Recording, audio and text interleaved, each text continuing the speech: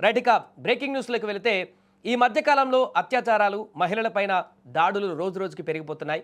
మహిళలు ఒంటరిగా బయటకు వెళ్లాలంటేనే భయపడే పరిస్థితి ఏర్పడింది. పేదరికాన్ని ఆర్థిక అవసరాన్ని ఆసరగా చేసుకుని కొందరు కామాంధులు వారిపై పైశాచిక ఆనందాన్ని పొందుతున్నారు. తాజాగా మెదక్ జిల్లాలో జరిగినటువంటి ఈ ఘటన మానవత్వాన్ని పూర్తిగా చంపేసింది.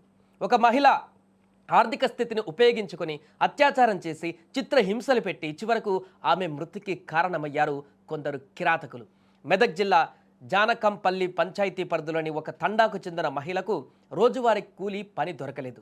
కుటుంబ పోషణ కోసం తప్పనిసరి పరిస్థితుల్లో ఆమె మెదక్ జిల్లా కేంద్రానికి వచ్చింది. పని ఇప్పిస్తామని నమ్మబలికిన కొందరు కామాంధులు ఆమె నిస్సహాయతను అమాయకత్వాన్ని అలుసుగా తీసుకున్నారు. ఆమెను తీసుకువెళ్లి కోల్పారం మండలం అప్పాజిపల్లి శివారులో ఏడుపాయల రోడ్డు వద్ద ఉన్నటువంటి నిర్మానుష్య ప్రదేశానికి తీసుకువెళ్లారు. అక్కడికి వెళ్ళిన తర్వాత ఆమెను బెదిరించి బలవంతంగా అత్యాచారానికి పాల్పడ్డారు. అంతటితో ఆగకుండా ఆమెపై విచక్షణ రహితంగా దాడి చేసి చిత్రహింసలకు గురిచేశారు. ఈ పైశాచిక చర్య తర్వాత కూడా వారిలోని క్రూరత్వం చల్లారలేదు. ఆమెను వివస్త్రణ చేసి అత్యంత దారుణంగా ఒక స్తంభానికి కట్టేసి అచేతనంగా వదిలేసి అక్కడి నుంచి పరారయ్యారు.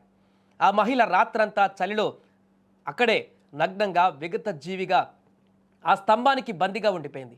తెల్లారిన తర్వాత అటుగా వెళ్తున్నటువంటి స్థానికులు ఆమెను గమనించి ఆ హృదయ విదారకర దృశ్యాన్ని చూసి వారు ఒక్కసారిగా ఆందోళనకు గురయ్యారు, తీవ్ర దిగ్భ్రాంతికి గురయ్యారు.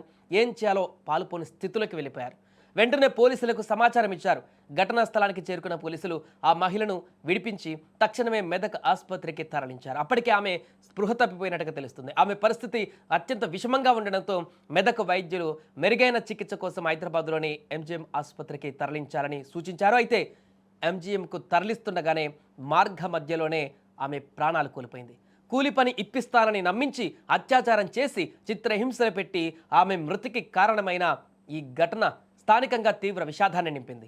మహిళ కుటుంబ సభ్యులు ఇచ్చిన ఫిర్యాదు మేరకు పోలీసులు కేసు నమోదు చేశారు. ఈ ఘటనకు కారకులైన దుండగులను ఎట్టి పరిస్థితులను కూడా క్షమించరాదంటూ కూడా అక్కడున్న వారందరూ కూడా ఆగ్రహం వ్యక్తం చేస్తున్నారు. ఇక గాలింపు కూడా కొనసాగిస్తున్నారు పోలీసులు.